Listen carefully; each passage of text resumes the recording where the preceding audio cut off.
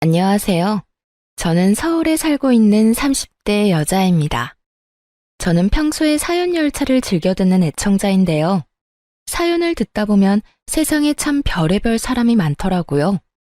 저 역시 그 별의별 사람과 결혼하고 그 못지않은 시댁 식구들을 만나게 되어 이혼을 하게 되었는데요.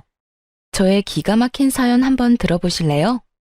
저와 남편은 모임에서 만나 1년 연애를 하고 결혼까지 하게 되었어요. 결혼을 하기 전 결혼을 망설이게 된 일이 있었는데 그건 다름 아닌 시모 때문이었습니다. 본격적인 결혼 준비에 앞서 시모를 뵈러 간 적이 있었는데 그때 시모는 저의 직업과 더불어 친정 부모님의 재력까지 관심을 보이더라고요. 썩 기분이 좋진 않았어요. 궁금할 순 있다고 생각을 하면서도 그걸 물어보는 시모의 말투가 저의 기분을 꺼림칙하게 만들었죠. 그래, 우리 하진이는 프리랜서? 집에서 하는 일을 한다며? 그게 벌이가 되긴 하니? 이 엄마는 옛날 사람이라 집에서 일한다는 게 생소하구나. 네, 회사원 다니던 때보다 더 벌 때도 있고 덜 벌 때도 있고 그래요. 그래? 안정적이진 않다는 거구나. 혹시나 그러다 잘못되면 우리 아들 혼자 고생해야 하는 건 아니겠지? 엄마, 무슨 말을 그렇게 해? 하진이가 힘들면 내가 더 벌면 되고, 내가 힘들면 하진이가 더 벌면 되는 거지. 누가 더 고생한다 이런 말이 어디 있어? 같이 서로 힘을 합쳐 사는 거지. 그렇긴 한데, 아무리 그래도 같이 꾸준히 잘 벌면 더 좋은 건 사실이지 않니? 요즘엔 여자도 돈을 벌어야 하는 세상이야. 혼자 벌어서 그 생활이 감당이나 되겠니? 아, 그리고 부모님은 들어보니 벌어두신 걸로 생활하신다고 하던데. 노후 자금까지 마련해둔 상태인 거지? 혹시나 나중에 너희한테 손 벌리거나 하진 않겠지? 아무래도 하진이가 외동딸이니 조금 걱정인 부분이 없지 않아 있구나. 제 직업과 벌이에 관해 물어볼 땐 충분히 궁금해하실 수 있다고 생각했습니다. 하지만 부모님의 재력이나 노후에 관해 물어오니 이건 좀 아니란 생각이 들더라고요. 하물며 시모 본인은 계속해서 남편에게 용돈을 받아 쓰고 있는 것을 뻔히 아는데 제 앞에서 저딴 말을 하니 어이가 없기도 했어요. 이런 제 마음을 남편이 눈치챘는지 서둘러 시모의 입을 막아버리더라고요. 엄마, 왜 계속 그런 걸 물어? 하진이 집 우리가 걱정할 필요도 없을 만큼 준비 탄탄하게 잘 해놓으셨어. 그러니까 그런 거 자꾸 묻지 말란 말이야. 내가 진짜 하진이 보기 부끄럽다고. 하진아, 엄마가 돌아가신 아빠 때문에 생활고에 시달린 경험이 있으셔서 그래. 생활이 힘들면 아무래도 가정부터 무너지니까. 그러니까 기분 나쁘게 생각하지 말아줘. 아, 아니야. 기분 나쁘긴. 전 괜찮아요, 어머님. 그리고 부모님 노후 자금은 다 준비하신 걸로 알고 있어요. 그러니 그런 걱정은 안 하셔도 돼요. 제 일도 고정적으로 맡고 있는 일이 있어서 기본적으로 꾸준히 버는 돈도 있으니 그것도 걱정하지 마시고요. 말은 이렇게 했지만 꺼림칙한 기분을 지울 수가 없었는데 그놈의 사랑이 뭐인지 남편을 너무나도 사랑한 저는 이 적신호를 외면한 채 결혼까지 하게 된 것이었죠. 처음 2개월, 3개월까지는 참 좋았습니다. 이래서 결혼들을 하는구나 하는 마음이 들 정도로 행복했어요. 행복하면서 오는 안정감은 일도 더 잘 되게 만드는 것 같았고, 하물며 시간을 따로 내 데이트를 할 필요도 없이 매일 밤 집에서 남편을 만나니 시간을 더 활용적으로 쓸 수 있는 기분마저 들더군요. 신혼 초엔 남편의 행동도 제 마음에 쏙 들었는데, 남편은 집안일을 잘하며 여자일, 남자일 나누지 않고 적극적으로 뭐든 나서 처리해주곤 했어요. 저 역시 그런 남편을 위해 일이 끝나고 나면 맛있는 음식을 준비하고 쾌적한 환경에서 남편을 맞이하고 노력했었죠. 이렇게까지 행복한 것이 결혼이라면 진작 했어야 했다는 생각이 들 정도로 만족스러운 결혼 생활이었는데 애써 무시하고 넘겼던 시댁에서 일이 일어나기 시작했습니다. 처음 문제는 남편의 여동생 신우였어요. 저에겐 제 능력을 따지는 것도 모자라 친정의 재력에 대해서도 아낌없는 걱정과 우려를 토해내던 시모는 정작 본인 노후에 대한 대책도 없어 보이더군요. 더 가관인 건 신우이였는데 신우이는 적지 않은 나이인데도 불구하고 제 앞가림도 제대로 못하고 있었어요. 시모는 그나마 살고 있는 집이 자가였던 터라 남편이 조금씩 주는 용돈과 소일거리를 하며 생계를 유지라도 하고 있었는데 젊은 시누이는 조금만 마음에 안 든다 싶으면 참을 생각은 전혀 하지 않고 회사를 그만두는 것을 반복하고 있었죠. 오빠, 나 회사 그만둬서 그러는데 용돈 좀 주면 안 돼? 너 또 그만뒀어? 입사한 지 얼마나 됐다고. 이번이 몇 번째야? 아, 몰라. 자꾸 이상한 트집 잡아서 구박하잖아. 요즘 세상에 갑질이 말이나 돼? 그럼 말도 안 되는 갑질 참으면서 회사 다니는 사람이 어딨어? 어쨌든 용돈 좀 줘. 나 돈 하나도 없단 말이야. 너 이번이 정말 마지막이야. 다음부턴 국물도 없어. 네, 오라버니 고맙습니다. 이렇듯 시누이는 야금야금 남편에게 용돈이란 명목으로 돈을 뜯어가기 일쑤였고 그 액수가 크지 않았던 터라 그저 지켜만 보고 있는 상황이었죠. 그런데 시누이는 남편에게 뜯어가던 돈으론 부족했는지 어느 날은 제가 혼자 있는 낮 시간에 집으로 찾아왔더라고요. 연락 한 통 하지 않고 말이죠. 아가씨, 갑자기 무슨 일이세요? 지금 회사에 있을 시간 아니에요? 회사 그만뒀어요. 조금 더 일찍 입사한 게 무슨 벼슬이라도 되는 줄 아는지 과장이 계속 잔소리하고 괴롭혀서 그냥 그만두고 나와버렸어요. 아, 그래요? 그러면 또 취업 자리 알아봐야 하겠네요. 그렇죠 뭐. 그렇지 않아도 이력서 냈는데 면접 보러 오라고 해서 가보려고요. 그래서 하는 말인데 언니, 나 용돈 좀 주면 안 돼요? 면접 보러 가려고 하는데 마땅히 입을 옷이 없어서요. 네? 용돈이요? 아가씨, 얼마 전에 오빠한테 용돈 받아갔잖아요. 그때도 오빠가 꽤 준 걸로 아는데 설마 그 돈을 다 썼어요? 아, 그거 얼마나 된다고 남아있겠어요. 이미 다 쓰고 없죠. 그러지 말고 용돈 좀 줘요. 저 진짜 이번 회사는 꼭 다니고 싶단 말이에요. 이번에 면접 붙으면 그만 안 두고 오래 다닐 자신도 있다고요. 사실 예전부터 들어가고 싶던 회사였는데 번번이 떨어져서 면접도 못 봤던 곳이에요. 제가 오죽 간절하면 언니한테까지 이러겠어요? 그러니까 돈 좀 줘요. 제가 이번엔 정말 잘할게요. 다른 것도 아닌 면접 핑계를 대는데 어쩔 도리가 없더라고요. 하는 수 없이 전 결국 시누이에게 용돈을 주게 되었고 시누이는 말한 대로 정말 가고 싶었던 회사였던 것인지 준비를 열심히 한다 싶더니 취업을 했다고 연락이 왔더라고요. 언니, 저 붙었어요. 그때 말했던 그 회사에 입사했다고요. 그게 정말이에요? 아가씨, 정말 축하해요. 그렇게 가고 싶어 하더니 정말 잘 됐어요. 전 진심으로 축하해 주었고 시누이는 덕분에 취업 성공했다며 고맙다고 하더군요. 그렇게 취업을 한 시누이는 이때껏 다녔던 회사와는 달리 자기 말처럼 열심히 회사에 다녔고 한 달이란 시간 동안 단 한 번도 회사에 가기 싫다, 그만두고 싶다 등의 말을 하지 않더라고요. 그간 매번 한 달 만에 그만두거나 길어도 두세 달이었던 터라 이번엔 뭔가 달라도 확실히 다르다고 생각할 때였어요. 여보, 이번엔 아가씨 오래 버티네? 그 회사 진짜 다니고 싶었던 회사였나 봐. 그때 집에 와서 나한테 용돈 받아갈 때 그랬거든. 진짜 가고 싶었던 회사인데 번번이 떨어졌다고 말이야. 아, 어찌되었든 아가씨가 마음 잡은 것 같아서 다행이다. 나 회사 생활 적응 못하는 아가씨 보면서 내심 걱정했거든. 말도 마. 지금 다니는 회사가 마음에 드는 게 아니라 남자가 마음에 드는 거더라고. 뭐? 아가씨 좋아하는 남자 생겼대? 아니면 남자친구라도 생긴 거야? 남자친구 생기셨단다. 뭐 들어보니까 면접 볼 때 같이 면접 본 사람인데 그 남자 도움으로 면접에도 붙을 수 있었다고 하더라고. 옆에 앉아서 기다리는 동안 면접 노하우도 많이 알려주고 긴장 풀리게 웃긴 이야기도 많이 해주고 그랬대. 정말? 그러면 입사 동기하고 사내 커플인 거네? 그렇지. 아주 푹 빠져있더라. 말끝마다 자기 남자친구 자랑을 해대는데 귀 따가워 죽는 줄 알았어. 신우이에겐 꽤 괜찮은 남자친구가 생긴 듯 했고 전 그 이유가 무엇이든 간에 신우이가 회사에 잘 다니는 것 같아 다행이라고 생각했어요. 딱 여기까진 다 괜찮았습니다. 젊은 남녀가 서로 좋아 만나겠다는데 그건 문제가 될 것이 전혀 없었죠. 하지만 그 다음이 문제였어요.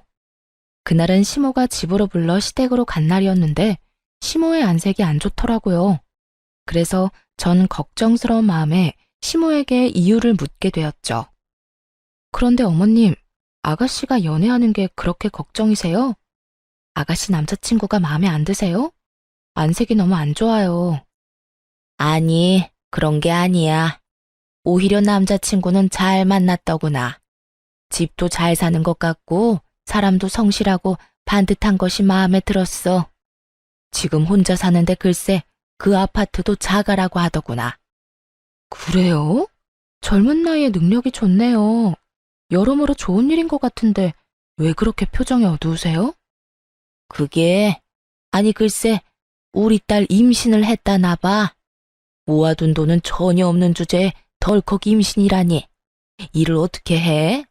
상대방은 바라는 게 많아 보이던데 우리는 능력이 안 되니 말이다. 돈은 없으면서 당장 결혼해서 아기는 무조건 낳을 거라고 난리다. 내가 골머리가 다 아파.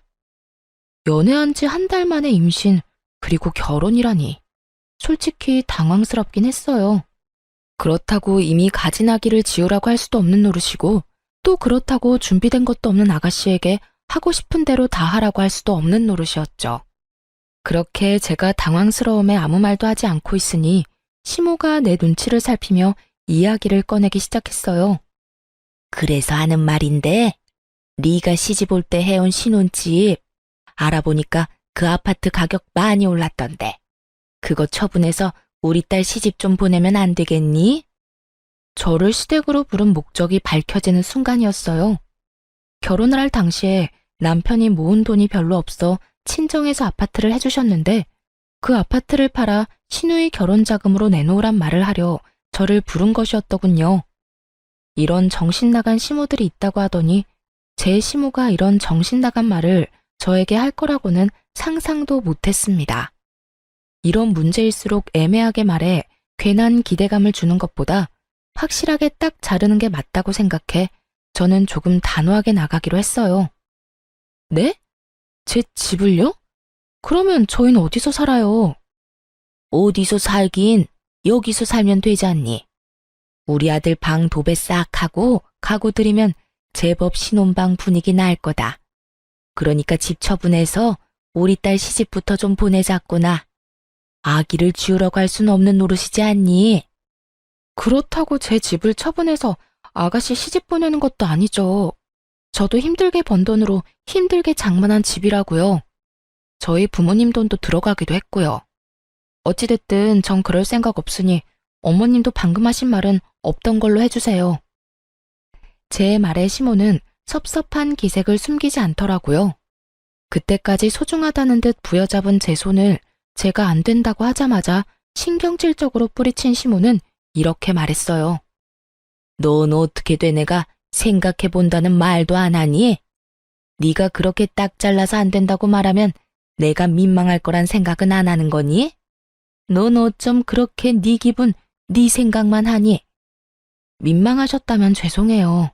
그런데 저는 어머님을 민망하게 만들고 싶어서 그랬던 게 아니라 이런 문제일수록 딱 잘라 정확하게 말해야 한다고 생각해서 그렇게 말씀드린 거예요. 아무리 길게 생각해본다 한들 안 되는 일인데 시간 끌면 뭐해요? 괜히 기대만 하게 만들지 않겠어요? 전 그런 상황 만들기 싫었던 것뿐이니 너무 기분 나빠하지 마세요. 이미 기분 다 상했다. 네가 뭐 지금이라도 다시 생각해본다고 하면 내 기분이 좀 풀릴 것 같기도 한데 어떠니? 다시 생각해 볼래? 누가 아니? 지금은 딱 잘라서 안 되는 일이지만 곰곰이 다시 생각해 보면 가능성이 생길 수도 있는 일이지 않니? 그러니까 지금 딱 잘라 안 된다고 하지 말고 집에 가서 잘 생각해 보려무나. 어머님, 100번을 생각해도 안 되는 건 안 되는 거예요. 제 힘으로 마련한 집도 아니고 부모님께서 해주신 집인데 그걸 팔아서 아가씨 시집 자금으로 보태는 건 말도 안 되죠. 너 아까부터 계속 말도 안 된다고 하는데 뭐가 그렇게 말도 안 되니? 너 이제 우리 가족 아니니? 가족이면 이럴 때 다 돕고 사는 게 당연한데 넌 왜 계속 말도 안 된다고 하는 건지 난 네가 이해가 안 되는구나. 도무지 말이 통할 것 같지 않았어요. 시모는 제가 어떤 말을 어떻게 하든지 간에 무조건 다시 생각해봐라. 가족끼리는 다 돕고 사는 거라는 대답만을 해댔고 짜증내고 때를 쓰는 시모를 달래는 것도 지쳐갔어요. 어머님, 죄송한데요. 전 어머님이 무슨 말을 어떻게 하시든지 간에 절대 제 집 팔 생각 없으니까 그런 줄 아시고 다신 이런 말 꺼내지 말아주세요. 저는 어머님이랑 더는 얼굴 붉히고 싶지 않아요. 이런 저의 말에도 시모는 끝까지 저를 붙잡고 무어라 말을 하려고 했지만 전 그런 시모를 뿌리치다시피 하고 시댁을 벗어났습니다. 진이 다 빠지는 기분이었어요. 적어도 2시간 정도 같은 말을 하며 시모와 실랑이를 하고 집에 돌아왔더니 정신적으로 너무 피곤하더라고요. 그렇게 몸도 마음도 고단해 아무것도 못하고 소파에 앉아 쉬고 있으니 퇴근한 남편이 집으로 들어오더라고요. 남편도 눈이 있다면 만신창이가 된 제 상태가 보일 텐데 남편 놈은 저를 보자마자 다짜고짜 또 시누이 이야기를 꺼내기 시작했어요. 오는 길에 엄마랑 통화했는데 당신 꼭 그렇게까지 말했어야 했어? 우리 엄마 엄청나게 섭섭해하더라. 어떻게 그렇게까지 딱 잘라서 말할 수가 있는 거냐고. 당신 다시 봤단 말까지 했다고. 나야말로 어머님 다시 봤어. 몇 번이나 좋게 이야기해도 결국은 이거야. 다시 생각해보면 내 말이 다 맞으니까 이 집 팔아서 돈 내놔라. 무슨 말이 통해야 좋은 말로 설명을 하지. 당신 같으면 어떻게 했을 건데? 몇 시간이 걸리든 계속 좋게 안 된다고 했을 거야? 나 오늘 2시간 넘게 이 집 이야기만 하다가 왔어. 내가 오죽했으면 다신 그런 말 꺼내지 말란 말까지 했겠냐고. 당신 심정 이해 안 되는 건 아니지만 그래도 좋게 말하지 그랬어. 아니, 그냥 이 집 처분해도 상관없잖아. 우리야 엄마 집에 들어가서 살면 되는 거고 집이야 부지런히 모아서 다시 장만하면 되는 거지. 어차피 당신도 친정에서 받아온 집이면서 뭐가 아깝다고 그렇게 안 판다고 우겨서 이 난리를 만들어. 이놈도 제정신은 아니구나 싶었어요. 저희 부모님께서 힘들게 번 돈으로 제가 조금이라도 편하게 살기 바라는 마음에서 장만해 주신 집을 팔아 시누이 시집 보내고 시집살이나 하라는데 어느 여자가 웃으면서 네 하겠어요? 그건 그 여자가 나사 하나 빠진 거 아닐까요? 다른 사람은 어떻게 생각할지 몰라도 제 생각은 확고했기에 남편의 말을 듣는 내내 남편의 정신 상태가 궁금해지더군요. 여보, 우리 부모님은 하늘에서 떨어진 돈으로 이 집 마련해 주신 것 같아? 우리 부모님도 힘들게 번 돈으로 나 편히 살라고 큰맘 먹고 마련해 주신 집이야. 그런데 나 편히 살라고 마련한 집을 홀랑 팔아서 아가씨 시집 보내고 난 시집살이나 하라고? 당신 같으면 그렇게 하겠다는 말이 나오겠어? 아니, 당신이 어떻든 상관없이 난 그렇게 착하지도 그렇게 너그럽지도 않은 사람이니까 나한테 그런 말도 안 되는 요구하지 마. 당신 진짜 이렇게까지 냉정하게 굴어야겠어? 나도 오죽하면 이렇게까지 말하겠냐고. 다른 것도 아닌 임신했다잖아. 죽어도 아기 낳겠다는데 그러면 미혼모를 만들어? 그럴 순 없는 노릇이잖아. 일단 시집은 보내야지. 그러니까 애초에 그렇게 과한 혼수를 요구하면 아가씨가 딱 잘라서 안 된다고 했어야지. 모아둔 돈도 없고 마련할 능력도 없으면서 무조건 알겠다고 하면 어떻게 해. 그 뒷수습은 누가 하냐고. 아가씨 생각하면 나도 안타깝긴 하지만 그건 그거고 이건 이거야. 난 이 집 건드릴 생각 전혀 없으니까 그런 줄 알아. 여보, 왜? 여기 귀먹은 사람 없어. 소리 지르지 말고 똑같은 말 계속하게 만들지도 마. 처음이었어요. 남편과 제가 이렇게까지 언성을 높이며 부부싸움을 한 적은요. 남편은 계속 저를 설득하려고 했고 저는 끝까지 안 된다고 하고 그야말로 아비 교환이 따로 없었죠. 그날 이후 시모와 시누이는 번갈아 가며 연락이 오고 있었고 연락이 없는 날엔 집에 와 저를 설득하려고 애썼어요.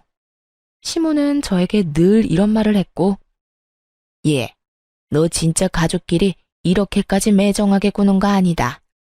내가 매번 하는 말이지만 다시 한번 생각해봐라. 아니, 다시 생각해볼 필요도 없어.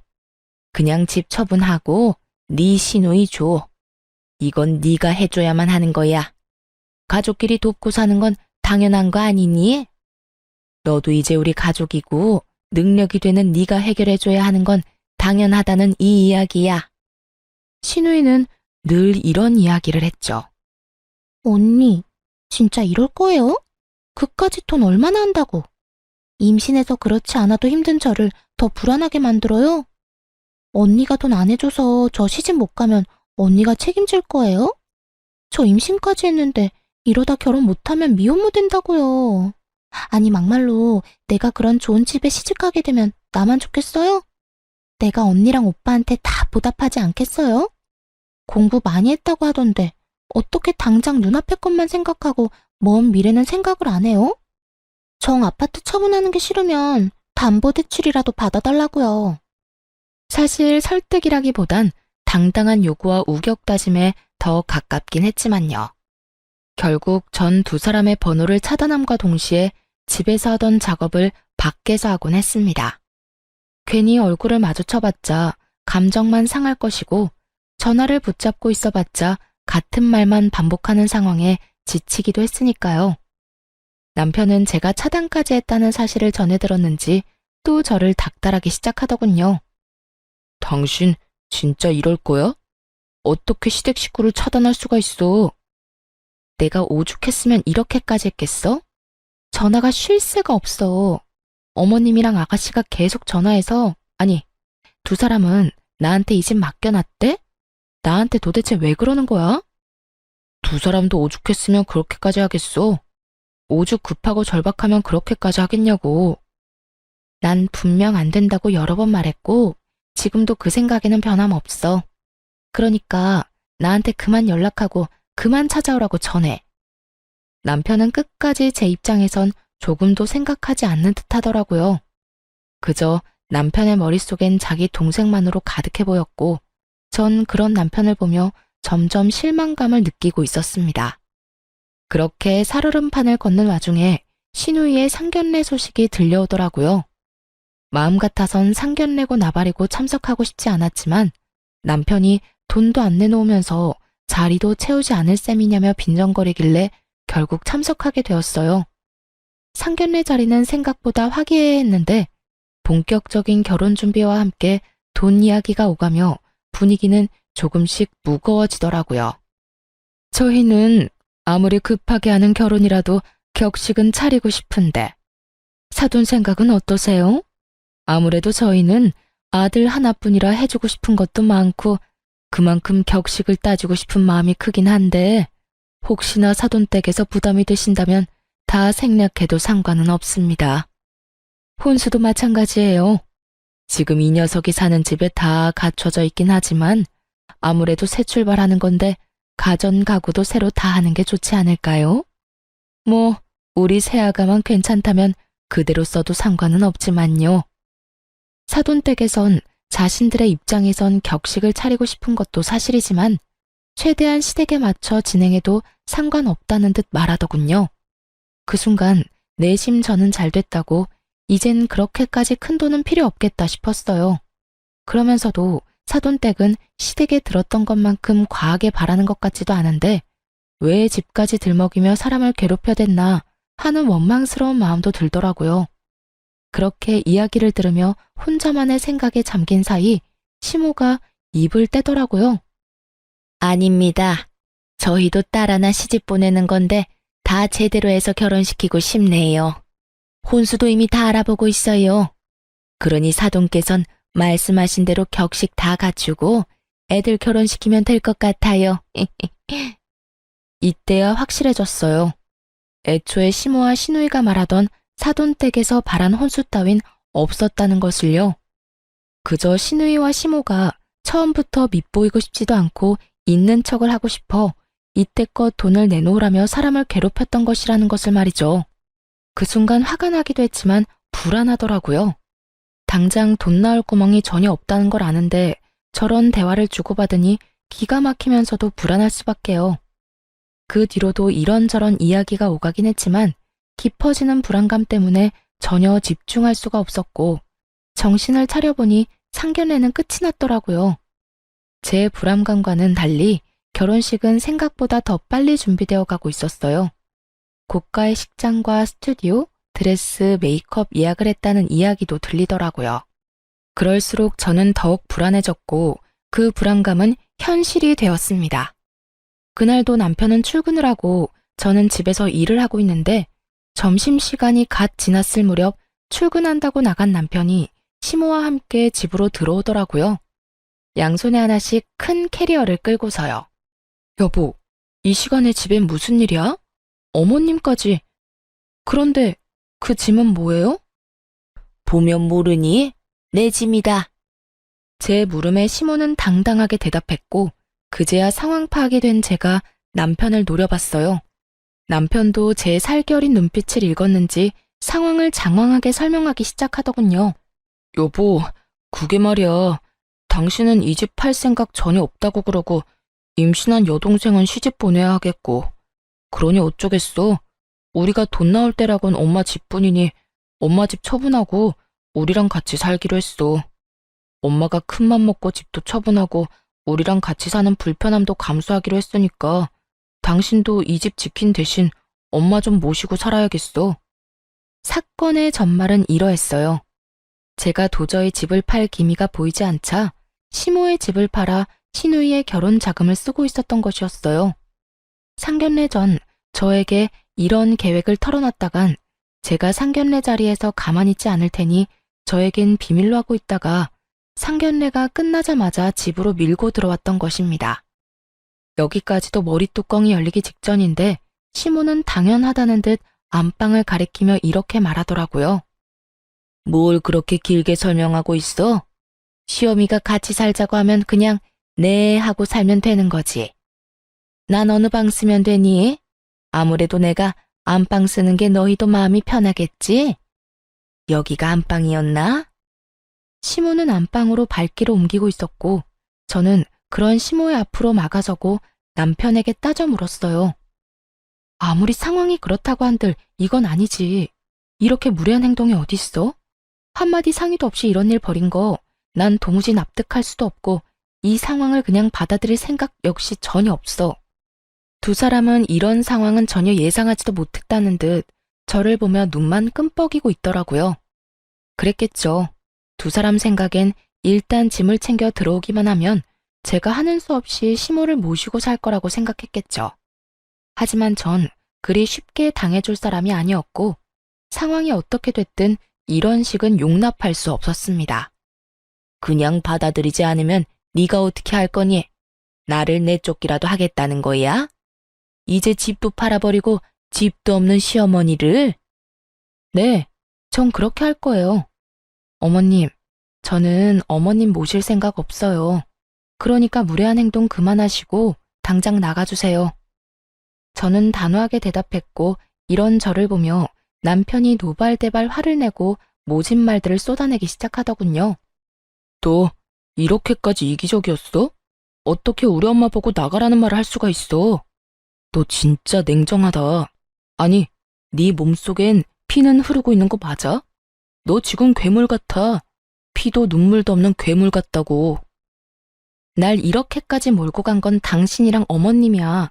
집 가지고 사람을 그렇게 괴롭히더니 이제는 뭐? 한마디 상의도 없이 밀고 들어와서 같이 살겠다고? 난 절대 싫으니까 이런 내가 그렇게 싫으면 당신도 어머님이랑 나가. 뭐해? 어서 안 나가고. 나 절대 안 막아. 안 붙잡는다고. 너 감히 내 아들한테 뭐? 이 집에서 나가? 어디 가장을 집에서 내쫓으려는 게야? 이렇게 말한 시모는 제 머리를 향해 손을 뻗었고 전 그런 시모의 손을 낚아채 뿌리치며 이렇게 말했어요. 몸에 손대지 마세요. 그리고 지금 당장 나가세요. 지금 당장 나가지 않으면 아가씨 결혼 제 손으로 다 엎어버릴 겁니다. 우려했던 말이 제 입에서 나오자 두 사람은 잠시 멈칫한다 싶더니 이내에 비웃음을 지어 보이며 저를 조롱하기 시작하더라고요. 네가 무슨 수로 내 딸 결혼을 없는다고 그러니? 당신 미쳤어? 제정신이야? 아무리 기분이 상했다고 해도 어떻게 그런 말을 해? 당신 진짜 이렇게까지 모진 사람이었어? 내가 진짜 내 동생 결혼만 아니면 당신 같은 여자랑은 그만 살고 싶은 심정이다. 제가 하고 싶은 말을 남편 놈이 먼저 하고 앉았더군요. 저야말로 당장 내쫓아버리고 이혼하고 싶은 마음이 굴뚝이었으니까요. 나도 마찬가지인데 잘 됐네.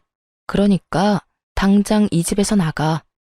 이혼하고 싶은 여자랑 얼굴 보면서 살 필요가 뭐가 있어. 어디 어른 앞에서 건방지게 이혼 이야기를 꺼내는 게야? 너 도대체 뭘 믿고 이렇게까지 나오니? 이까지 집? 너 지금 이까지 집 믿고 이렇게 건방지게 구는 거니? 집 있는 게 무슨 벼슬이라도 되는 줄 아나?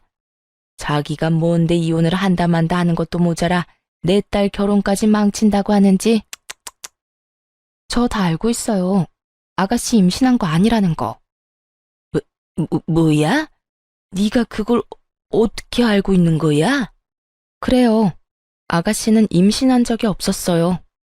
이 사실을 알게 된 건 멍청한 신우이의 뒤처리 때문이었죠. 한참 저에게 돈을 요구하던 시기에 신우이가 저희 집까지 찾아온 적이 있었는데 그때 화장실을 자주 간다 싶더라고요. 임신 초기에 화장실을 자주 가기도 한다고 하니 그런가 보다 했는데 신우이가 돌아가고 난 후 화장실을 가니 쓰레기통에선 여러 개의 생리대가 발견되기도 했고요. 정말 기가 막히지 않나요? 어떻게 임신을 가지고 장난질을 할 수가 있는지 제 상식으론 이해가 되지 않더라고요.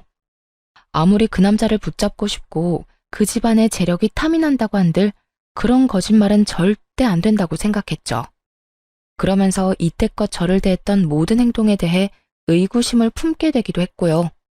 사실 처음에 신우이가 임신했다고 하며 시집갈 돈이 없다고 했을 때 조금 흔들렸던 건 사실이에요.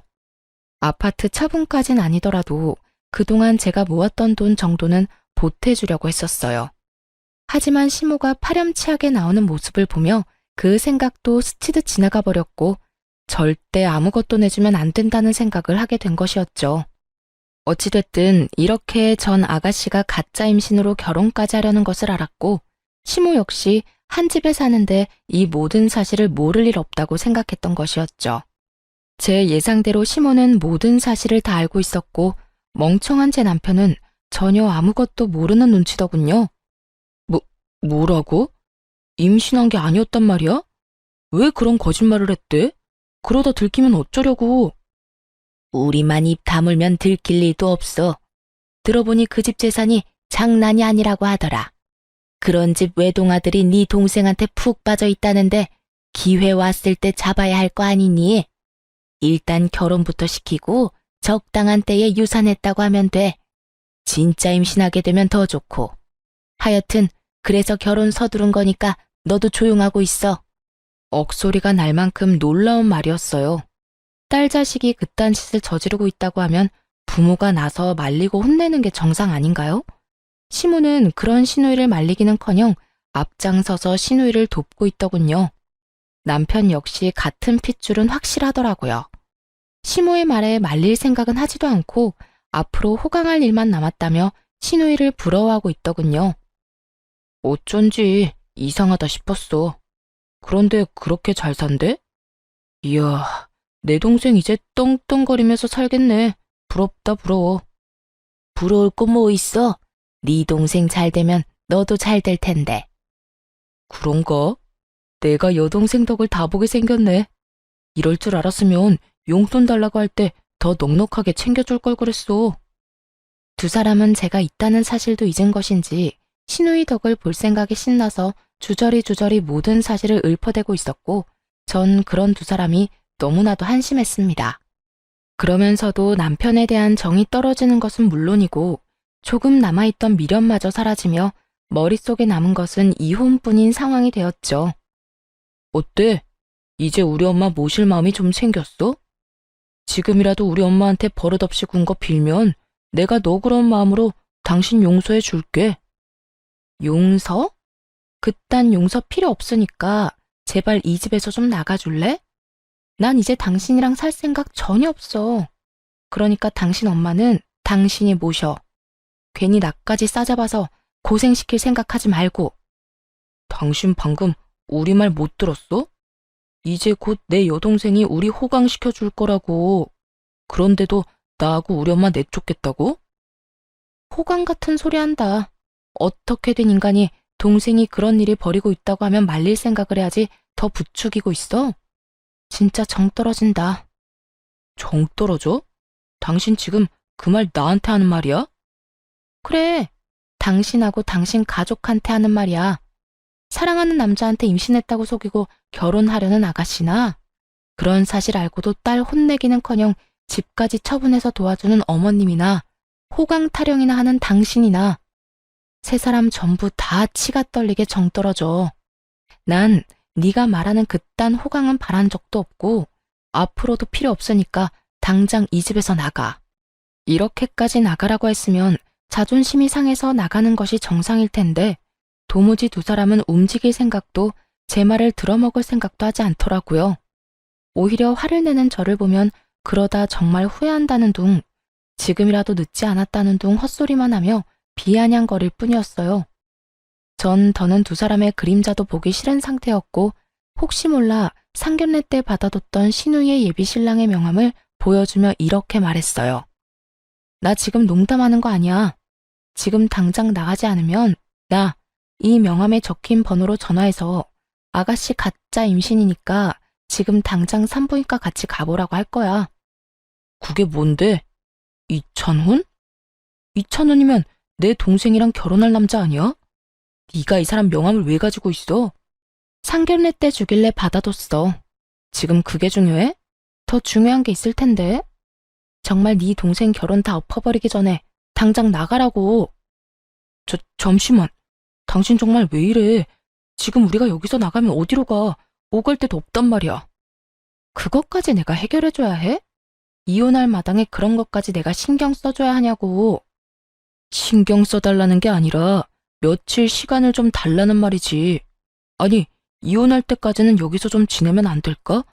당신이 원하는 대로 이혼할 건데 조금만 지낼게. 느끼셨나요?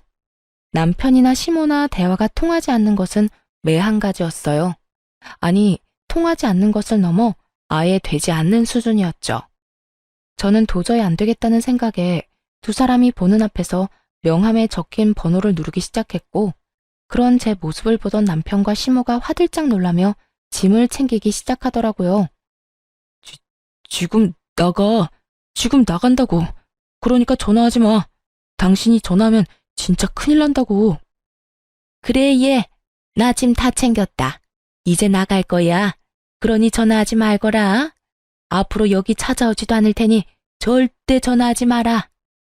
아연실색한 두 사람은 서둘러 집을 떠나버렸고 전 잔뜩 겁에 질린 채 도망가는 두 사람의 모습을 보며 깊은 한숨을 내쉬었어요. 그날 이후 이혼 준비에 박차를 가했어요. 저를 괴롭혔던 남편은 물론이고 시모 신우이에게까지 위자료를 받을 수 있었죠. 금액이 많진 않았지만 속이 다 후련하더군요.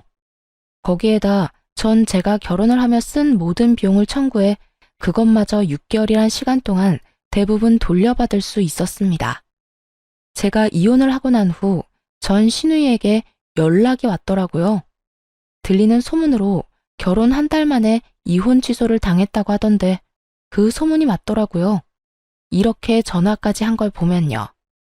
야, 네가 다 말했지? 나 가짜 임신이었던 거 네가 다 말했잖아. 너 다 알고 있었다며. 네가 내 남편한테 전화해서 산부인과 가보라는 거 아니냐고. 야, 마누라가 임신했는데 남편이 병원 같이 가고 싶어 하는 건 당연한 거 아니니? 어디 애먼 사람한테 전화까지 해서 핫플이야. 그전까진 병원 가보자는 말도 안 했단 말이야. 왜 갑자기 병원에 가자고 하냐고. 그걸 나한테 물으면 어떻게 해? 네 남편한테 물어봐. 당사자 두고 왜 나한테 이 난리야? 이혼하자고 저 난리를 부리는데 어떻게 그딴 걸 물어봐? 진짜 머리는 장식용이야 뭐야? 너야말로 대가리가 장식용이겠지. 야, 네가 이혼을 하든 재혼을 하든 난 다 상관없고 관심도 없거든. 그러니까 나한테 이딴 식으로 책임 떠넘김을 생각하지 말고 이럴 시간에 반성이나 해. 애초에 이런 일이 벌어진 것도 네가 다 임신했다는 거짓말 때문에 일어난 일이니까. 알겠어? 누가 누구한테 책임을 묻는 건지 정말 벌을 받고도 깨달은 바가 전혀 없는 인간이라 생각했네요. 혹시나 궁금해하실까봐 드리는 말씀인데 전 정말로 아무 말도 하지 않았어요. 처음엔 연락해 말해줄까 싶기도 했지만 그렇게까지 깊게 관여하고 싶지 않아 명함을 벌어버렸습니다. 제 일처리에도 힘이 벅찬 상태라 남 생각할 여유가 되지 않기도 했고요. 어쨌든 전 시누이는 이혼이 아닌 혼인 취소가 되었다고 들었고 그 뒤에 경악스러운 일이 회사에 소문이 나며 그토록 어렵게 입사하게 된 회사도 그만뒀다고 하더군요. 여러 위자료와 결혼을 한다고 집까지 팔아 써댔던 모든 돈을 허공에 날린 꼴이 되어버린 것이었죠. 그렇게 빚쟁이가 되어버린 세 사람은 작은 집에서 옹기종기 모여 산다는 이야기를 들을 수가 있었네요. 이렇게 그 악연도 끝날 거라 생각했는데 아니더라고요. 전 남편이 집으로 찾아왔으니까요. 찾아와서 다시 받아달라고 매달렸냐고요? 아니요. 돈을 빌려달라 매달리더군요. 여보, 잘 지냈어? 의미 없는 질문하지 말고 할 말이나 해. 피차 얼굴 봐서 반가운 사이도 아니잖아? 그래, 당신 말이 맞아. 우선 예전 일은 미안했어. 내가 잠시 정신이 나갔었나 봐. 지금 생각하면 내가 왜 그랬나 싶은데 그땐 뭐에 홀리기라도 했는지 내가 하는 모든 행동이 잘못된 행동이라고 인지하지도 못했어. 정말 미안. 같은 말 시킬 거야? 할 말만 하라고. 고작 그딴 사과하자고 온 건 아닐 거 아니야? 제 말에 남편놈은 제 눈치를 힐끔힐끔 보며 이야기를 꺼내더라고요. 그게, 여보, 나 돈 좀 빌려주면 안 될까? 알다시피 이리저리 빚을 많이 내서 요즘 많이 힘들어. 막내도 아직 취업 못해서 나 혼자 감당하려니까 너무 버거운 상태야. 그러니까 당신이 너무 힘들어서 그러는데 나한테 돈을 빌려달라고? 다른 사람도 아닌 나한테? 죽을 만큼 힘드니까 당신밖에 생각이 안 나더라고. 그리고 우리한테 받은 위자료도 있으니까 여유도 있을 거 아니야. 조금만 빌려주면 안 될까? 구구절절 사연팔이를 하는 전 남편을 앞에 두고 얼마나 웃었나 모릅니다. 이혼할 때 위자료로 준 돈을 빌려달라니 너무 기막히고 웃긴 발상 아닌가요? 어떤 생각을 가지고 사는지 결혼 생활 내내 궁금했는데 역시 여전히 생각을 알 수도 이해하고 싶지도 않은 사람이더군요. 위자료로 준 돈을 빌려달라? 당신 진짜 예나 지금이나 웃긴다. 그게 가능할 거라 생각해? 내가 당신 뭘 믿고 돈 거래를 해? 그래도 우리 결혼까지 했던 사이인데 그 정도 신뢰는 있잖아. 내가 정말 힘들어서 그래. 신뢰? 너랑 내 사이에 신뢰가 있었으면 우리가 이혼까지 했겠어?